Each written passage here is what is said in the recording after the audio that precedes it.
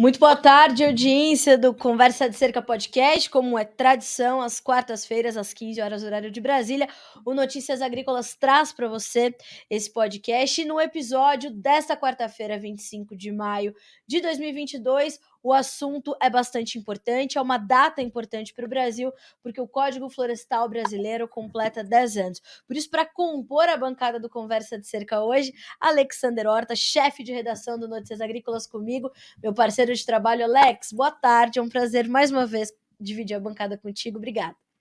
Muito boa tarde, Carla. Boa tarde a todos que nos acompanham. E a gente tem uma figura de peso aqui para contar para a gente o que ele viu, o que ele acompanhou e principalmente o que vai ser daqui para frente, principalmente sobre esse tema nosso de hoje, Código Florestal Brasileiro. Carla Mendes vai apresentar para vocês. Pois é, estará conosco, já está conosco aqui na tarde dessa quarta-feira, Ricardo Salles, figura conhecida pelo agronegócio brasileiro. O Ricardo Salles não só foi ministro da Agricultura do governo Jair Bolsonaro entre 2019 e 2021, como tem amplo conhecimento, é estudioso da política ambiental desse país, conhece principalmente as dificuldades de comunicação que temos e os desafios que temos a tratar, mas o Ricardo Salles não só foi ministro da Agricultura do presidente Jair Bolsonaro, como é advogado formado pelo Mackenzie, tem pós-graduação pelas universidades de Coimbra e de Lisboa, em Portugal, e especialização em administração de empresas pela FGV. O Salles também é fundador do movimento Em Direita Brasil, foi secretário particular do governo do estado de São Paulo e secretário de Estado do Meio Ambiente também do governo paulista. Então, Salles, bem-vindo ao podcast Conversa de Cerca do Notícias Agrícolas. É um grande prazer ter você aqui, principalmente nessa data tão emblemática para a legislação ambiental do país. Obrigada, boa tarde. Boa tarde, é um prazer estar com vocês aqui, contando um pouco da experiência que nós tivemos lá no Ministério do Meio Ambiente, assim como na Secretaria, e a visão, justamente, dessa conciliação de meio ambiente e agricultura. Alex? Salles, a gente que acompanha a mídia em geral, a gente já viu que os 10 anos foram marcados por muita crítica, principalmente quando a gente coloca o Código Florestal à frente aí das discussões. Eu queria entender de você se essas críticas são justas, aonde que a gente errou, se é que erramos, e o que a gente pode trazer para esse debate em termos de Código Florestal 10 anos, Salles? Veja, é importante lembrar o seguinte, né? O Brasil teve uma sucessão de regras de proteção ambiental ao longo dos anos e essas regras foram sendo aplicadas, de certa forma, retroativamente, e alguns interpretando que uma regra deveria se sobrepor à outra, até que havia um sentimento, tanto por parte dos ambientalistas quanto por parte do setor agropecuário, de que era preciso estabilizar as relações, ou seja, ter uma norma que pacificasse o assunto, que, de uma vez por todas, desse o caminho, ao mesmo tempo, da sustentabilidade na produção e da recuperação ambiental nos casos em que era necessário, possível e viável. Bom, daí veio o Código Florestal. Código Florestal esse que foi fruto de, acho que 800 audiências públicas feitas à época pelo então relator, o deputado Aldo Rebelo, e que ouviu praticamente agricultores de todo o Brasil, e ouviu ambientalistas nessas mesmas audiências públicas de todo o Brasil. Então, por que isso é relevante? Porque foi essa construção do Código Florestal pelo Congresso Nacional, ela foi a construção de algo positivo, mas, acima de tudo, possível, viável. Ou então havia um consenso entre ambientalistas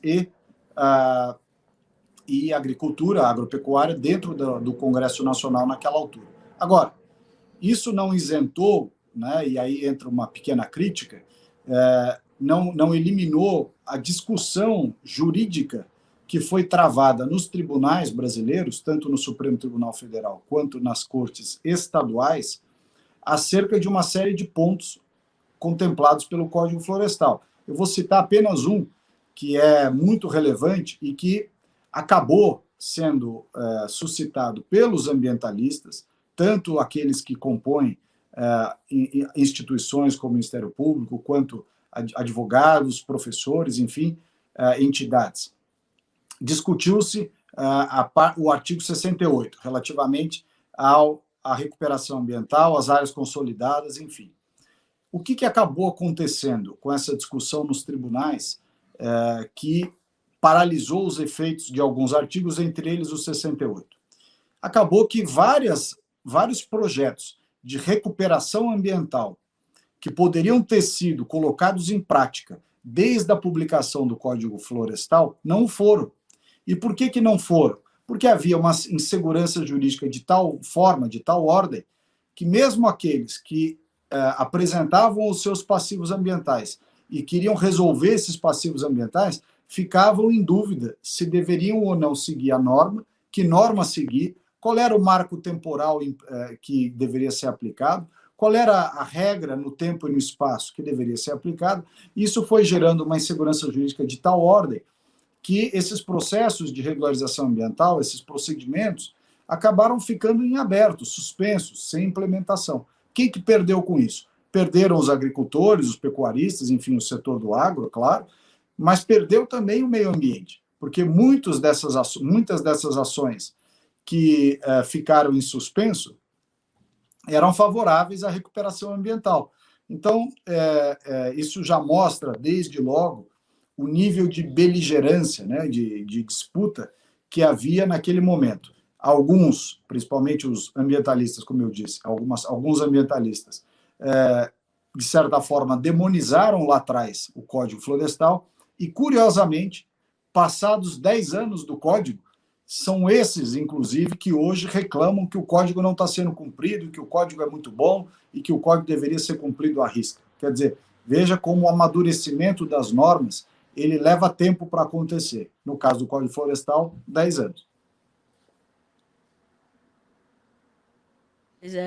De qual abordagem nós traríamos para essa primeira década de Código Florestal, justamente por conta dessa dificuldade de implementar e de colocar em prática aquilo que está detalhado e que foi amplamente discutido, né? A gente foi inclusive ouvir recentemente o Aldo Rebelo, que foi o autor do relatório base para o Código Florestal, e nós discutimos isso, né, Alex, dessa dificuldade de se implementar efetivamente o que está no código. O principal obstáculo para que isso aconteça é realmente uma dificuldade que nós temos ali entre os poderes no país, essa dificuldade de entendimento de uma lei tão complexa como essa? Veja, o Brasil é um país com uma extensão territorial bastante grande. Portanto, quando você fala em cobrir todas as áreas rurais, a extensão de terra é bastante volumosa. O que acabou acontecendo? O Cadastro Ambiental Rural, o CAR, né, ele é exigido acima de um certo tamanho da propriedade e tal. Agora, as pessoas, nem todas, eu diria que a maioria, talvez, não estavam preparadas, né, para aderir, para fazer o Cadastro Ambiental Rural, completar todas aquelas informações com precisão, com conhecimento. E, para isso, né, o auxílio de técnicos, de assessorias e consultorias foi marcante, foi fundamental. Ainda assim, muitos no Brasil não conseguiram fazer um CAR fidedigno, né? Não conseguiram. Então, esse talvez seja um dos empecilhos. O CAR não é uma base que você possa dizer que ela é 100% confiável hoje. Ela está sendo refinada, ela está sendo analisada conforme o tempo avança. Por outro lado, o passo seguinte do CAR são os PRAs, né, o Programa de Regularização Ambiental. Só que para você ter um PRA adequado, factível, correto, é preciso que, primeiro, o CAR esteja bem feito, com as correções devidas, e segundo, que a autoridade, aí veja a dificuldade, porque foi derrogado aos estados, né, foi delegado aos estados fazer esse trabalho do PRA. Então, enquanto o CAR é uma base de dados federal, o PRA está na jurisdição dos estados, e cada estado fez a sua norma, cada estado desenvolveu o seu programa. Então, eu não sei até que medida, até que ponto, essa estadualização do PRA foi uma medida inteligente. O fato é que ela aconteceu, e com a dinamização do CAR, que em alguns estados foi feita no Ministério da Agricultura, depois já no governo do presidente Bolsonaro, quando o Serviço Florestal Brasileiro migra do MMA, do Ministério do Meio Ambiente, para o Ministério da Agricultura, há um incentivo maior para que esse trabalho de uniformização dos PRAs, de análise dinamizada do CAR, e tudo isso possa ser feito com mais técnica, né, com mais velocidade e com mais precisão. Mas ainda assim, é uma base de dados que carece justamente de um refinamento, de uma atualização e de uma precisão maior. Eu tenho aqui alguns números que foram expostos, né, durante a audiência pública promovida pelo Senado, e queria trazer esses números aqui para a nossa discussão. Segundo o IDS, o Instituto Democracia e Sustentabilidade, hoje são 6,5 milhões de CARs, de cadastro ambientais rurais aqui no Brasil. O que equivale a 612,5 milhões de hectares. 52% já solicitaram a adesão ao programa de regularização. Mas o problema está aqui, Salles. Só 28 mil imóveis, segundo o IDS, né? Foram analisados aí pelos órgãos públicos, ou seja, menos de 1%, menos de 0,5% aí dos imóveis passaram por uma análise. E a grande denúncia, não sei se esse é o nome, mas enfim, a grande consequência disso, segundo o pessoal que estava presente na audiência pública, é que o CAR acabou sendo uma ferramenta de grilagem, isso na fala deles, por ser autodeclaratório. Porque existem aí sobreposições sobre áreas públicas, principalmente aquelas que são áreas públicas não destinadas, e que isso poderia viabilizar no futuro que essas áreas fossem de fato dadas para essas pessoas, enfim, que estão se sobrepondo a essas áreas. Essas críticas, elas são importantes, são efetivas e são passíveis de correção, Salles, na sua opinião? Veja, eu acho que essas informações elas são parcialmente verdadeiras. Em que parte elas são verdadeiras? Elas são verdadeiras no sentido de que há uma análise realmente muito lenta pelos estados, justamente por essa falta de uniformização dos procedimentos, né? Você tem sistemas distintos de estado para estado, nem todos os estados estão preparados para prestar esse serviço de análise do CAR e avanço do PRA. Portanto, essa parte da narrativa é verdadeira. Qual é a parte que eu acho que não é verdade? A parte que não é verdade é você dizer que o CAR serviu de instrumento de grilagem de terra, sobretudo em áreas chamadas não destinadas. Por quê? Porque se você for em regiões, e aí nós estamos falando mais especificamente da região norte, né, da Amazônia. Se você for à Amazônia, você terá provavelmente 80%, 90% do território de áreas não convertidas em unidade de conservação ou terras indígenas, são terras não destinadas da União. Portanto, qualquer um que tiver nessas terras é enquadrado, sob esse ponto de vista, como um grileiro. E ele não é necessariamente um grileiro. É o Estado brasileiro que não foi competente o suficiente para reconhecer aqueles posses antigas, posses de boa-fé, posses que, inclusive, foram induzidas pelo governo, por governos anteriores, na década de 60, 70, 80, que incentivavam as pessoas a ocuparem a Amazônia. Quem não fez a regularização fundiária dessas terras foi o próprio governo federal, em administrações dos últimos 30, 40 anos. Então, você rotular todas essas pessoas que estão nessas áreas de grileiros é um erro absurdo, é uma injustiça, inclusive, e não contribui para a solução do problema. Quando o governo federal, aí já no governo do presidente Bolsonaro, propôs e apresentou, editou, na verdade, a medida provisória que visava a regularização fundiária de áreas de acima de um determinado tamanho, essa medida provisória, que teria sido muito importante, foi rotulada por esse pessoal de MP da grilagem. E houve um movimento no Congresso Nacional, sobretudo na Câmara, para deixar caducar essa medida provisória. Ora, se nós tivéssemos feito a regularização fundiária, imediatamente você saberia quem são os proprietários, que hoje são meros posseiros, possuidores de boa-fé, e alguns de má-fé, é verdade, mas há muitos possuidores de boa-fé. Essas pessoas passam a ter título, esse título lhes impõe a obrigação de cuidar dos 80% de reserva legal, que é o que é demandado naquele bioma da Amazônia, e os outros 20% ele teria direito de produzir. O que acontece com muitas dessas pessoas? Eles entram com pedido de supressão de vegetação dos 20% que a lei permite. Essa resposta que é feita ao governo dos estados não vem a tempo e a hora, e aí essas pessoas, cansadas de esperar, acabam abrindo a propriedade. E aí, quando abrem a propriedade sem licença para tanto, às vezes ampliam esses 20% para além da reserva legal. Então, o que eles deveriam fazer? Quem ampliou mais de 80%, já com o marco legal determinando a reserva legal, tem que recuperar. Né? Pode até compensar em outra propriedade, mas tem que tomar essas atitudes. Agora, quem fez a supressão dentro dos 20% e, portanto, não tem a licença, mas não está ilegal no sentido de fazer algo contra a lei, o que ele está é irregular, porque ele não obedeceu o procedimento. E muitas vezes, como eu já disse, ele tentou obedecer o procedimento, não conseguiu a licença a tempo e a hora e acabou avançando.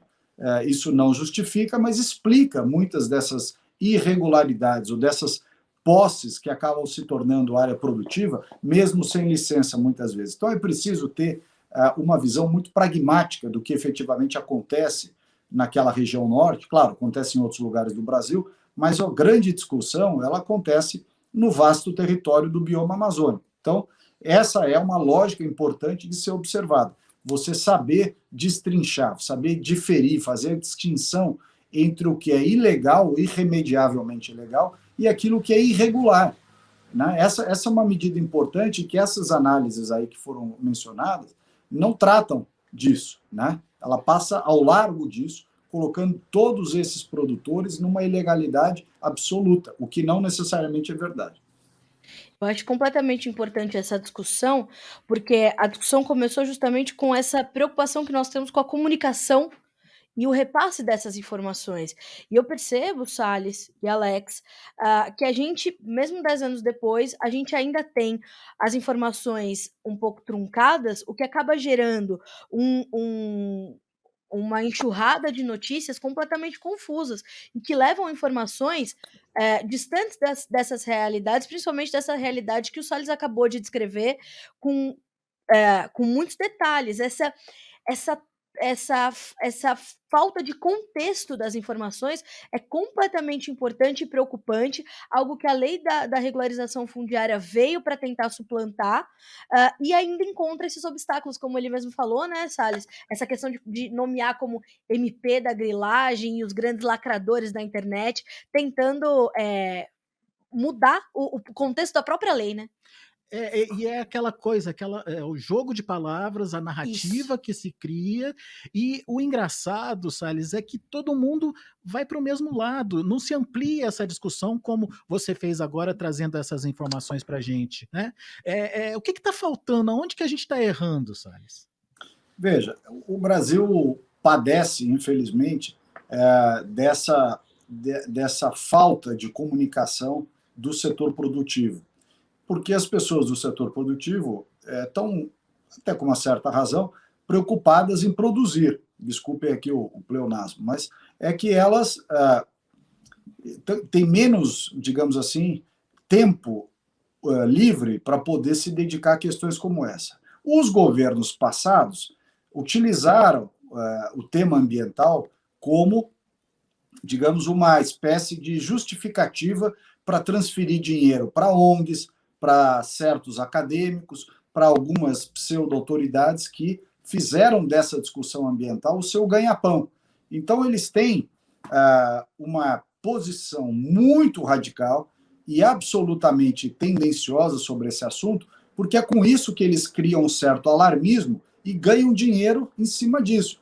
Vendem palestra, vendem estudos, vendem esse caos, né? essa imagem de caos, que não é necessariamente verdadeira. Quando o presidente Bolsonaro foi eleito, o governo federal encontrou dentro da máquina pública uma verdadeira indústria de dinheiro para ONGs e para estudos acadêmicos e para coisas que não tinham sentido, tanto na área indígena, quanto no setor ambiental, quanto na parte de regularização fundiária, a parte de propriedades, como o MST, por exemplo, invasão de propriedades. Quer dizer, era um dinheirama que jorrava na mão dessa turma. E o governo vai lá e fecha a torneira. Quando o governo fecha essas torneiras, essa turma que estava acostumada a ganhar dinheiro no mole sai gritando contra o governo Bolsonaro, aqui dentro e lá fora. E pior, recebe apoio para ir falar mal do Brasil lá fora, falar mal do governo, falar mal das políticas públicas, justamente por colegas de ideologia ou de visão de mundo que também já não queriam que o Bolsonaro tivesse sido eleito. Então juntou aqueles que perderam dinheiro diretamente com aqueles que estavam contrariados politicamente, né? E havia ali um interesse muito grande desse pessoal, há ainda, né, um interesse muito grande desse pessoal em denegrir esse governo para tentar fazer voltar os esquemas e as boquinhas que eles tinham antes. A guerra da comunicação é muito suja. E o que ele encontra lá fora? Um campo fértil para levantar suspeitas contra o Brasil. Por quê? Porque os países que concorrem conosco, né, os Estados Unidos, a Irlanda, a Austrália, enfim, países que são produtores agropecuários e que competem com o Brasil, acabam tendo interesse em fomentar essa campanha difamatória contra nós, em fomentar esses eventos feitos para falar mal do Brasil, fomentar viagens, fomentar seminários e palestras. Por quê? Porque quando eles denigrem a imagem do agro brasileiro, são eles que ganham espaço comercial em cima de nós, ou seja, em cima da parcela de fornecimento de produtos agropecuários que pertence ao Brasil, ou que é fornecida pelo Brasil. Né? Então, o jogo é muito sujo, e alguns brasileiros acabam caindo nesse jogo, nessa narrativa, desavisadamente. E tem outros que fomentam essa narrativa porque têm interesses, sobretudo econômicos, muito claros, e ganham dinheiro com isso. É surpreendente ver alguns líderes brasileiros comprarem essa retórica, né, Salles? É surpreendente a gente ver o brasileiro desconhecer o Brasil. É triste, né? Você vê brasileiros indo falar mal do seu próprio país lá fora, inclusive repetindo falsas afirmações, meias verdades, né? Fazendo uma campanha difamatória assim, desabrigada, uma coisa completamente escancarada lá fora. Eu me lembro quando, em 2019, nós fomos fazer um roadshow, Washington, Nova York, Paris, Londres e Berlim. Fomos falar com ONGs, com academia, fomos falar com empresariado que investia no Brasil, fomos falar com autoridades governamentais desses países e localidades, e fomos falar também com os meios de comunicação, jornais, revistas, televisões e rádios. Né? Eu estava pessoalmente liderando esse grupo, e eu fui em todos os lugares que vocês podem imaginar. CNN, Fox, BBC, os canais alemães, jornais franceses e por aí vai, revistas e tal. E eu fiquei impressionado eu sempre terminava as conversas, essas reuniões nos jornais e nos editoriais, nas televisões e tudo, perguntando da onde essa turma tirava essas informações que eram repetidas equivocadamente lá fora, sem um mínimo de verificação. E, invariavelmente, a resposta era: olha, a gente reproduz aqui fora o que sai na imprensa brasileira. Então, por aí a gente vê o quanto que certas coberturas jornalísticas tendenciosas, contrárias ao Bolsonaro, contrárias ao setor produtivo, uma coisa ideológica realmente, prejudicam o Brasil lá fora. Porque eles não imaginam, ou se imaginam, não têm nenhum pudor em fazer isso, o quanto dessas coberturas acabam repercutindo lá fora. São eles que estão fomentando a imprensa internacional contra o seu próprio país. É uma coisa inacreditável. É uma coisa inacreditável. É isso aí. Ô Salles, vamos evoluir um pouquinho. Você que esteve dentro de um Ministério do Meio Ambiente, é um ministério importante, a discussão passa também por falta, não só esse questionamento sobre o Código Florestal, mas por falta de estrutura de fiscalização para ajudar, principalmente, a combater irregularidades. E entre os números que eu encontrei nas várias mídias que a gente olhou e procurou hoje para se informar sobre o tema, tem aí um número sobre a falta de fiscalização. Segundo uma das mídias, o IBAMA teria apenas 26% dos fiscais necessitados, né, os necessários, para fazer essa fiscalização ampla e fazer cumprir, por exemplo, o Código Florestal.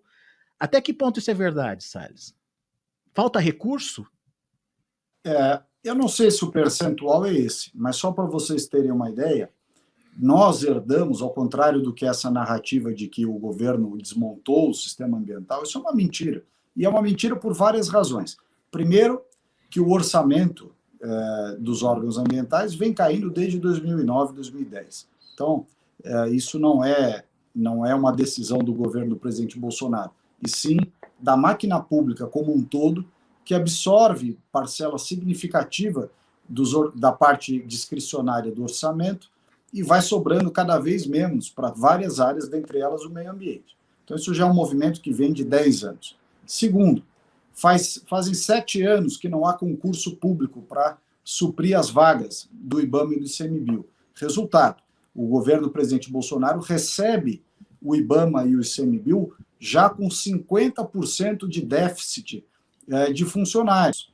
E, em meio à crise política e econômica que nos foi deixada pela roubalheira, pela corrupção, pela má gestão do PT, não havia condições de fazer um concurso público que repusesse, naquele momento, as vagas faltantes que eles próprios nos legaram. Então, o governo não demitiu ninguém e o governo não acabou com os órgãos de fiscalização. Isso é uma mentira. A única coisa que nós fizemos, e fizemos porque era o correto, é deixar claro quais são os procedimentos necessários para que a fiscalização seja, ao mesmo tempo, eficiente, mas seja também justa, correta, obedeça o devido processo legal, obedeça o contraditório, siga as normas, não tenha sob o manto da fiscalização, um abuso de poder, abuso de autoridade. Agora, daí a dizer que o governo fragilizou a fiscalização é mentira. Tanto é mentira que o volume de fiscalizações foi praticamente igual aos anos anteriores, salvo, evidentemente, o período da pandemia, em que a força de trabalho de todos os órgãos ambientais e do Brasil inteiro, não só o federal, mas os estaduais também, ficou bastante reduzida, porque você excluiu da base de atividades aqueles fiscais que já tinham uma idade que eles colocavam em risco, tinham comorbidades, ou seja, tinham doenças pré-existentes, enfim, todas aquelas exceções que a lei permite durante a pandemia, que não sejam chamados para atividade. Então, você já tinha uma força de trabalho herdada do PT muito fragilizada, e uma parte dessa força que remanesceu também foi diminuída em razão da pandemia. Portanto, essas críticas são absolutamente mentirosas. Agora, é preciso ter uma nova visão, principalmente para a Amazônia, mas obviamente em todo o território nacional, de quais são os incentivos ou quais os desincentivos, né, do desmatamento ilegal e das atividades criminosas no campo. Né? Se você não levar prosperidade econômica, melhorar o padrão de vida das pessoas, fizer a regularização fundiária, estabelecer o zoneamento econômico-ecológico para saber os locais que têm potencial agrícola, potencial de manejo florestal, potencial de mineração, potencial e necessidade de infraestrutura, seja de energia elétrica ou logística, enfim. Se você não planejar e permitir que o desenvolvimento econômico aconteça de forma sustentável e continuar prevalecendo essa visão que desenvolvimento econômico, na visão dessas pessoas, que preservação ambiental é contrária ao desenvolvimento econômico, que preservação ambiental é manter o Brasil na idade da pedra, manter o Brasil completamente intocado.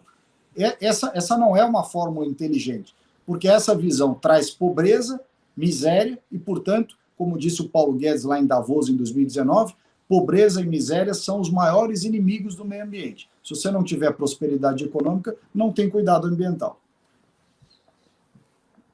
Alex quer Não, pode complementar? A gente sabe que a gente está com o nosso tempo, né, curto, a agenda do Salles é bastante apurada. Salles, eu tinha já uma situação na minha cabeça, o Alex também está bastante alinhado comigo, e a gente ainda vê muitas manchetes em torno da questão do desmatamento, e não se fala sobre desmatamento ilegal ou sobre desmatamento ilegal. Eles só trazem os dados, a grande mídia traz os dados sem, mais uma vez, contextualizar. Como é que a gente consegue inverter esse caminho e começar a trazer dados de forma mais detalhada que mostrem como é que as coisas estão caminhando em relação ao desmatamento, que eu acho que é o termo mais utilizado quando a gente fala de preservação ambiental versus toda essa questão do desmatamento. Quando o Alex começou a conversa hoje falando sobre essa condição dos 10 anos, a manchete era justamente essa. Fazemos 10 anos da nossa legislação ambiental sem qualquer avanço na proteção das florestas. Essa também é uma crítica que pode ser revisada e contestada? Bom, primeiro que não pode dizer que não tem proteção às florestas. O Brasil tem 66% de vegetação nativa, a Amazônia tem 84%, 83% de vegetação nativa preservada. Então, se tem um país no mundo que preservou a sua floresta nativa, a sua vegetação nativa, em todos os biomas, foi o Brasil.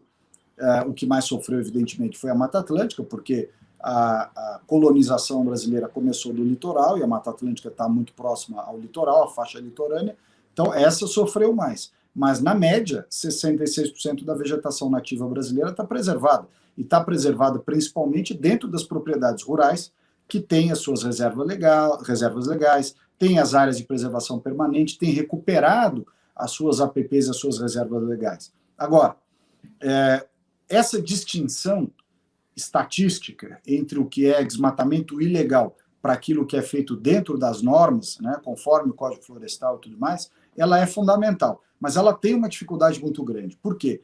Porque, primeiro, você não tem regularização fundiária de maneira linear no Brasil. Então, você não sabe necessariamente que áreas pertencem a quem, que áreas são efetivamente área de proteção ou são terras públicas que estão sendo legítima ou ilegitimamente ocupadas. Então, o primeiro passo para que essa estatística possa ser feita com precisão é fazer a regularização fundiária. Segundo, a base de dados das propriedades, a base de dados fundiária, ela é basicamente estadual. Cada estado tem a sua.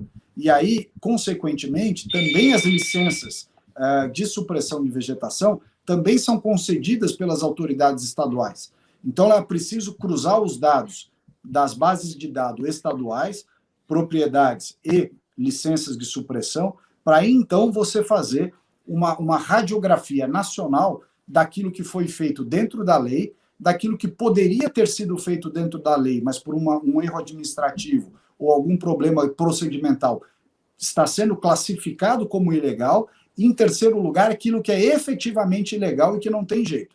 Essas três, digamos assim, essa diferenciação das três formas ou dos três níveis de desmatamento é fundamental. Aquele que é legal, daquele que poderia ser legal, mas está irregular, e daquele outro que é intrinsecamente ilegal. Essa informação é importantíssima. E hoje nós não temos esses dados disponíveis.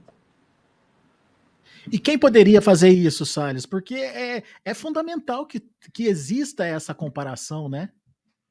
Pois é, ela requer que você faça um cadastro nacional de todas essas informações. Foi o que nós falamos aqui no começo do programa com relação a esse conflito do CAR federal e o PRA estadual. Também na parte de análise de licenciamento, de informações, se todos os estados estivessem integrados ao sistema federal, que pertence ao IBAMA, você teria, de certa forma, todos esses dados consolidados. Mas cada estado, dentro das suas competências, tem o seu sistema, e esses sistemas não se falam entre si. Então, você pega a base de dados do INCRA, com a base de dados da FUNAI, mas a base de dados dos estados, mas a base de dados do CISLAF, e assim vai indo. Tudo isso poderia e deveria estar consolidado numa única base. E essa única base confiável, feita em cima dos dados do CAR já revisado, trariam uma segurança jurídica e um grau de precisão das informações muito maior.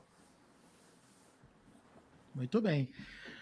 Bom, Salles, a gente sabe do seu tempo, enfim, a gente quer muito agradecer a sua participação Sim. aqui com a gente.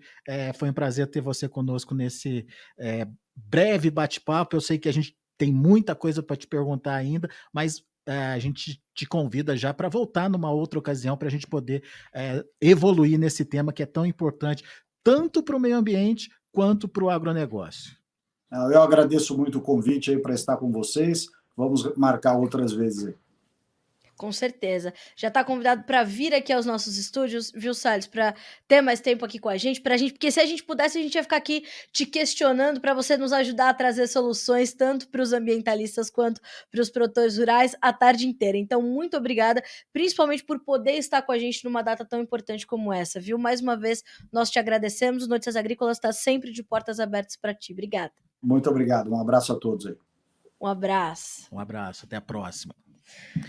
Viu aí, né, Carla? Situação, então, bastante complicada, porque apesar dos 10 anos, realmente a gente tem alguns obstáculos a serem superados ainda, no entanto, tem explicações para isso. As questões judiciárias que acabaram emperrando aí um andamento mais rápido da situação, a própria dificuldade de integração das informações entre o federal e os estaduais, a própria diferenciação de conceitos, tudo é desmatamento hoje, não se pensa que pode ter, além do desmatamento ilegal, aquele desmatamento que é irregular, como o Salles bem pontuou, daquele desmatamento que é legal, né, que a pessoa está de acordo ali com a legislação, só que ela não tem o título, não tem a regularização fundiária para que ela possa cumprir as regras da regularização.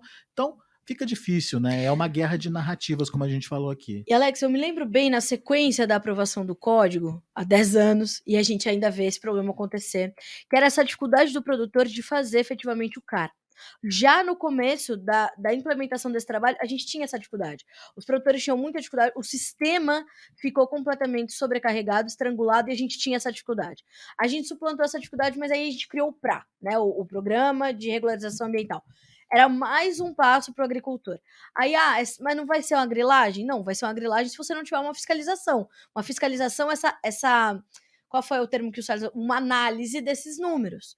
E quando você traz isso para uma ferramenta para suplantar esse problema, que é a lei da regularização fundiária, meio caminho já estava andado. Mas aí se mexeu tanto na lei da regularização fundiária na sua discussão no Congresso, que você acaba, não é nem deslegitimando, mas descaracterizando. Mexeu e rotulou, o que é pior, né? O que é pior, porque esse rótulo, Alex, é o que chega. A discussão não chega na grande mídia, mas a rotulagem chega. E essa é a minha maior preocupação. Quando a gente construiu aquele mini documentário para reviver o processo de discussão do código, a minha maior surpresa, talvez não seja uma surpresa porque a gente faz isso todos os dias e a gente se depara com essas informações todos os dias, mas o processo ele ainda caminhou pouco quando a gente pensa na divulgação das informações.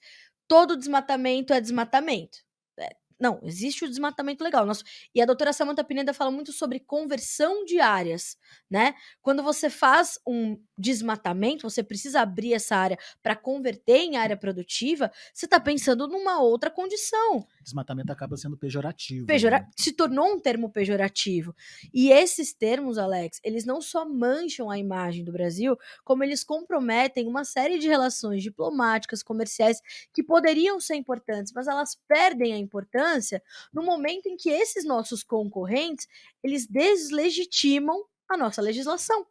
Porque a legislação, ela existe. E isso coloca o Brasil num patamar de cobrança completamente diferente do que a cobrança é feita em outros países. Por isso, Aldo Rebelo fala: a nossa lei é a mais admirada, a mais completa, a mais complexa, e é uma lei que não agrada nem a ambientalistas nem a produtores rurais, o que mostra que é uma lei boa, mas ela é a menos reproduzida. Por quê? Porque ninguém quer deixar de produzir em 80% da sua propriedade. Ninguém tem condição de fazer isso, Sim, de realizar isso sim. na condição atual do mundo hoje, né? E aí você fala: "Ah, o Brasil é líder em desmatamento". Só tem floresta aqui, Alex, vamos desmatar onde mais?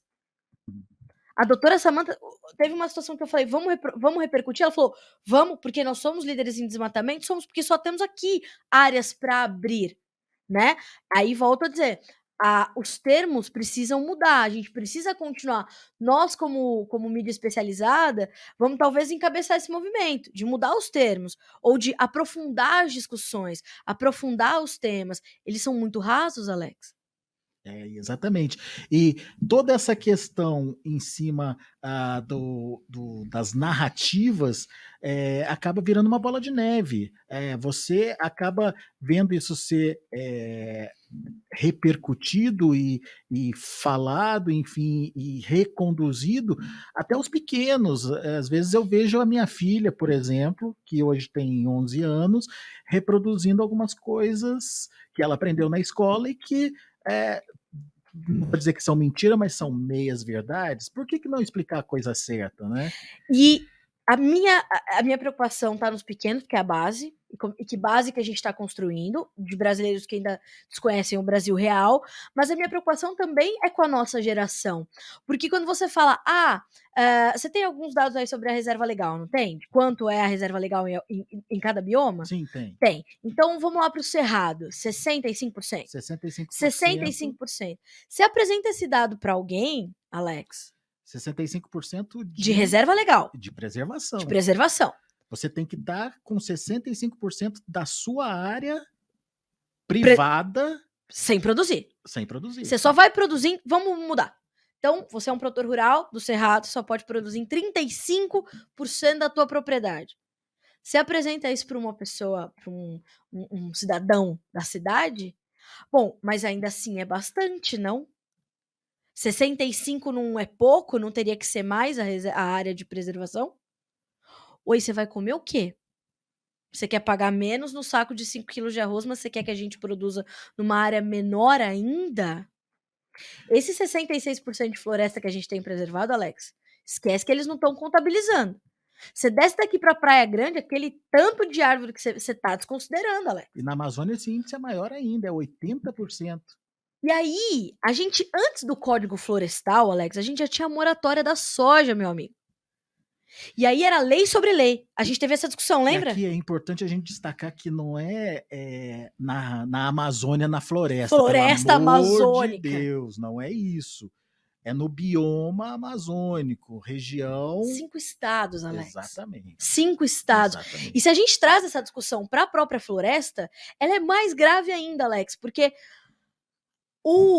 a pessoa que está lá dentro da floresta, ela precisa evoluir, ela quer viabilidade financeira, ela quer regras para produzir, ela quer que o Guaraná da Amazônia tenha regras e ela tenha crescimento financeiro, o açaí. E isso serve, Alex, para qualquer outra cultura, em qualquer outro dos nossos biomas. O Brasil, ele tem essa característica vocacional de ser um país produtivo e a gente consegue fazer tranquilamente a produção. Nós temos 30% só da nossa área sendo utilizada para produção agropecuária. É muito pouco.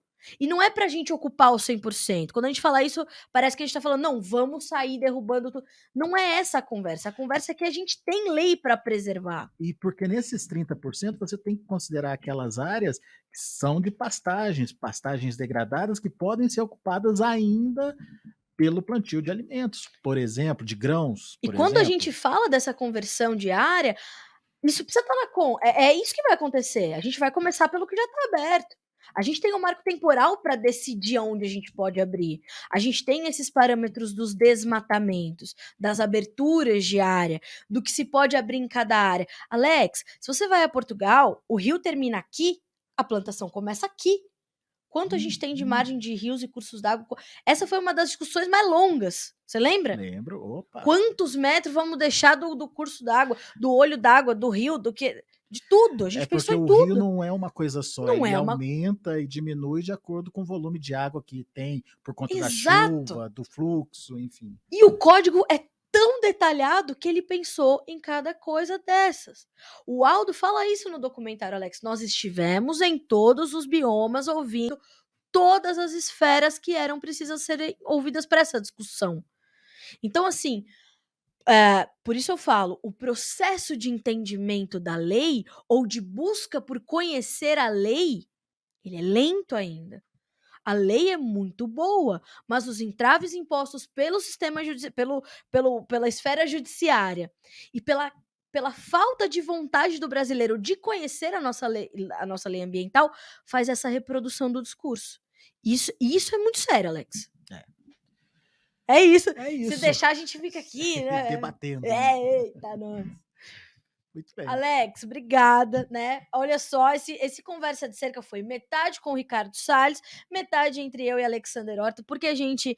É uma memória boa que a gente tem, né, Alex? Inclusive, assim, eu e o Alex, a gente gosta de dividir a bancada quando é pedreira, assim, é ONU, né, Alex? É FAO, é Ricardo Salles, só grandes nomes. Por quê? Porque a gente quer trazer, nesse podcast, no Notícias Agrícolas, que completa 25 anos esse ano, e o João falou isso hoje no Tempo e Dinheiro, é sobre essa busca pela informação correta e, mais do que correta, aprofundada. Os debates precisam ser aprofundados. Isso foi uma coisa que eu aprendi com o Alex e que aprendi com o João Batista, que o Alex aprendeu com o João, né, Alex? A gente precisa dar espaço para a informação se apresentar. E as pessoas precisam querer saber o que está acontecendo. É isso que a gente está fazendo aqui, né? Espero que o pessoal entenda, né? E principalmente se faça a pergunta: 10 anos de Código Florestal, será que é um retrocesso mesmo? Será que a gente não está exagerando nessa análise, pelo menos nessa análise que está sendo veiculada aí pela grande mídia? Será que não falta entender um pouquinho do que aconteceu ao longo desses 10 anos, para daí sim ponderar e entender por que temos ainda alguns obstáculos a serem superados? Enfim, fica aí para você. Afinal de contas, 10 anos de perda de tempo, será? E 800 audiências públicas, eram 16 mil agricultores reunidos em Brasília em 5 de abril de 2011, Alex. Você estava lá, inclusive. Sim. Foi um dia... Tinha até produtor preso no crucifixo, né, Alex? Foi uma coisa louca aquele dia. Foi histórico para o Brasil, para a produção de alimentos. Foi.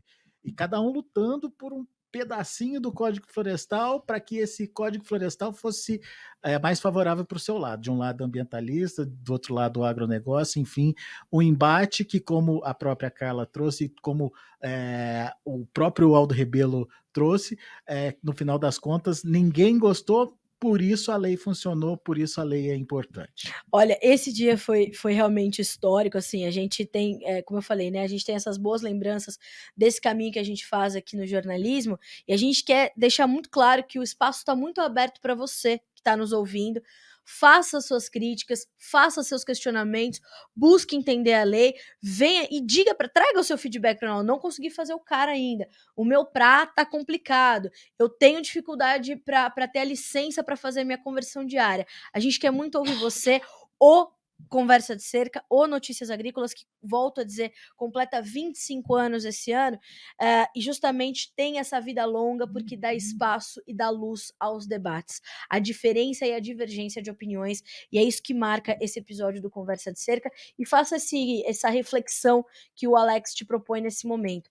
Como é que foram os últimos 10 anos para você, como produtor rural, como ambientalista, como cidadão brasileiro, diante de uma lei tão importante como essa do Código Florestal Brasileiro? Se você não assistiu o documentário ainda, também está disponível já no Notícias Agrícolas para entender como foi essa última década. Alex, obrigada mais uma vez, sempre um prazer, meu amigo. Eu que agradeço, obrigado pela companhia, obrigado pelo tempo aqui e obrigado pelo debate, pelo bom debate. Bom demais. Pessoal, quarta-feira que vem tem mais, a gente se vê.